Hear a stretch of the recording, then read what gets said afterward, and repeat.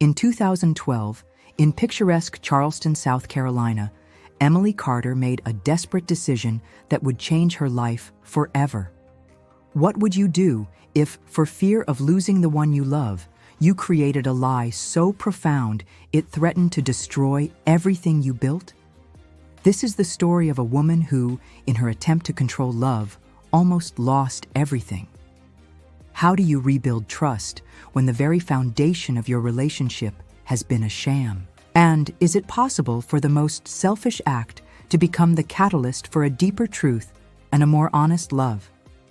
Get ready for an emotional journey that will make you question the limits of love, fear, and the power of forgiveness.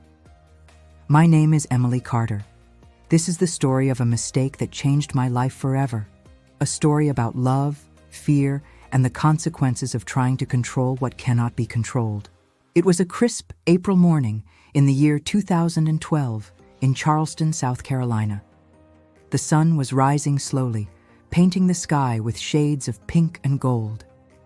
I sat on the porch of our old white wooden house, its windows creaking softly in the breeze. The scent of blooming magnolias filled the air, mingling with the aroma of fresh coffee James was brewing inside. He was quiet, carrying an invisible weight. I watched him leave for work, his distant gaze cutting through me like a knife. James and I met at the University of South Carolina in 1999. He was a brilliant young man, passionate about poetry, and I was a literature student fascinated by stories of love and tragedy. Our romance was intense, filled with sleepless nights discussing Shakespeare and Neruda. We married in 2007, full of dreams and promises. But real life began to seep in slowly. In 2010, James landed a job at a local publishing house, and I started working as a teacher. Long hours, responsibilities, and daily frustrations began to create a distance between us. Conversations became short, silences long and heavy. By the spring of 2013, I noticed James was changing. He came home tired, avoided eye contact, and spent hours on his phone. I felt a growing emptiness, a loneliness that consumed me. One night, while he slept, I cried silently, feeling I was losing the man I loved. Then, on a hot July night, I made a desperate decision. I needed him to stay, to notice me again. I began faking symptoms: headaches, extreme fatigue, dizziness.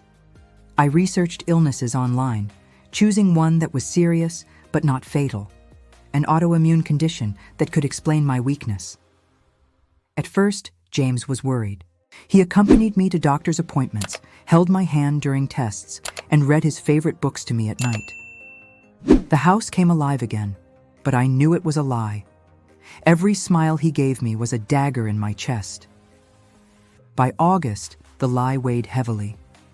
I had to keep up the act, remember the symptoms I invented, the appointments I scheduled. James began to suspect. One afternoon, I overheard him on the phone with a friend. "I don't know what is going on with Emily, but something doesn't feel right." Fear of being discovered consumed me. I locked myself in the bedroom, cried alone, and wondered if love was really worth the price of deceit. But the thought of losing him was unbearable. In the fall of 2013, tension grew. James was distant, but still cared for me. His mother called often, worried about the strain. Friends noticed his distracted behavior, and I felt the walls closing in. One October night, as the leaves turned fiery red and gold, James confronted me.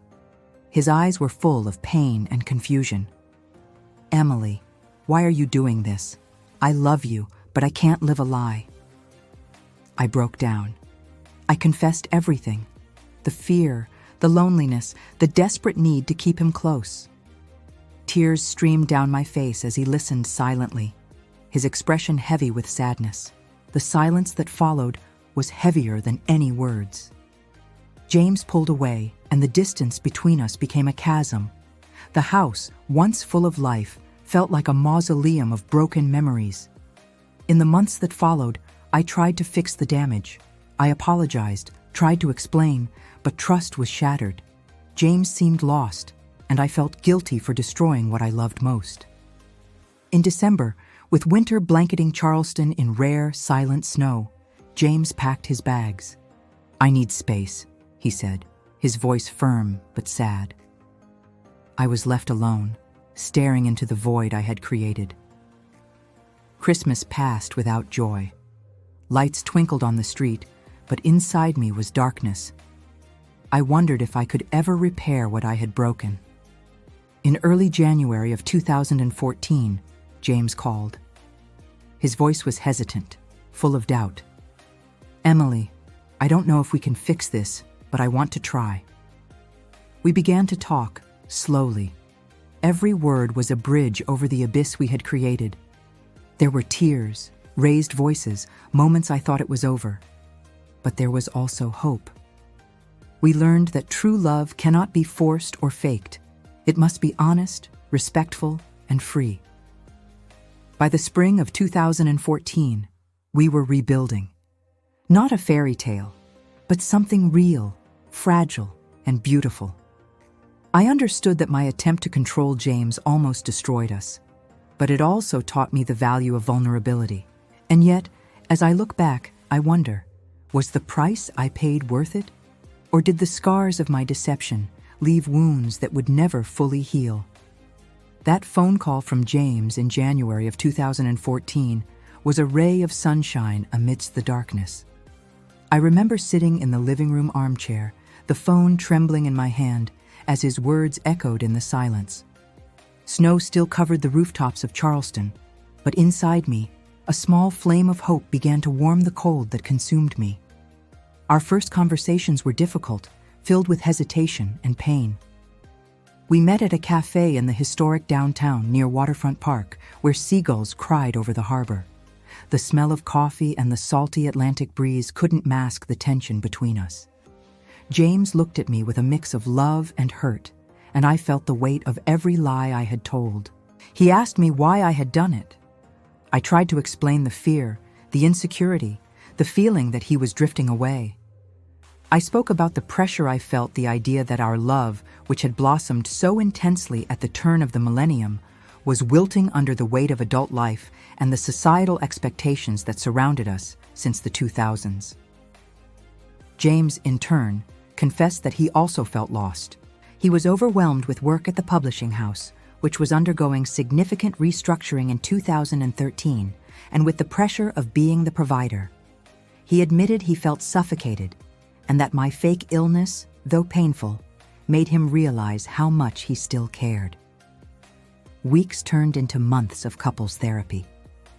We sat in a small office on King Street, under the watchful eye of Dr. Evans, a wise woman with gray hair and a gentle smile. She helped us untangle the knots of resentment and failed communication we had built over the years. Dr. Evans taught us about the importance of radical honesty, even when the truth is painful. She encouraged us to express our fears and desires without filters, to rebuild trust brick by brick, like the historic houses of Charleston that had withstood centuries of storms.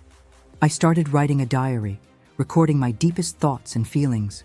It was a way to confront myself with the truth, to understand the roots of my need for control. I discovered that my fear of abandonment stemmed from childhood experiences, from a sense of instability that had accompanied me since the 90s. James, for his part, began to dedicate more time to his hobbies. He returned to writing poetry, something he had abandoned since we got married. His words were raw, honest, and spoke of pain, but also of hope and redemption. In the spring of 2014, the city bloomed again, and with it, our relationship. Magnolias exuded their sweet perfume, and the cobblestone streets seemed more inviting. We started doing small things together again. Walks on Folly Beach, dinners at cozy restaurants, and long conversations under the stars. One evening in May, James took me for a boat ride in Charleston Harbor. The sky was dotted with stars, and the night breeze was gentle. He held my hand and said, "Emily, I forgive you. It's not easy, but I want to try again. I want to build something real with you." Tears streamed down my face, but this time, they were tears of relief and gratitude. I knew the road would be long, but the promise of an honest future was all I needed. In the following years, our relationship transformed. In 2016, James was promoted at the publishing house, and I began teaching creative writing at a community college. We found a new balance, a mutual respect that we had lacked before. There were still moments of doubt, of old fears resurfacing. But now we had the tools to face them. We learned to communicate, to listen, and to trust each other, even when it was difficult. In 2019, we decided to renew our vows in an intimate ceremony at the same church where we got married.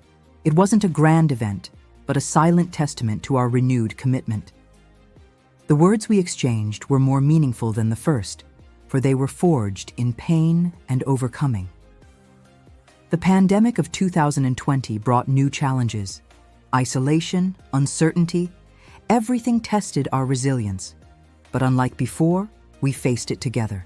Our conversations deepened, and we discovered a strength in our union that I never imagined possible. Today, in 2025, James and I are still together. Our home in Charleston is a haven of peace, filled with the scent of books and the sound of laughter. The scars of my lie are still there, but they serve as a constant reminder of the importance of truth. I learned that true love is not about control, but about freedom. It's about allowing the other person to be who they are, with all their flaws and imperfections. It's about building a foundation of trust that can withstand any storm. The story of my life is a tapestry of mistakes and redemption. I paid a high price for my attempt at manipulation, but the lesson I learned was invaluable. It transformed me, made me a more honest, more vulnerable, and ultimately, a happier person. And so, as the sun sets over Charleston Harbor, painting the sky orange and purple, I look at James, who is reading a book beside me. A soft smile graces my lips.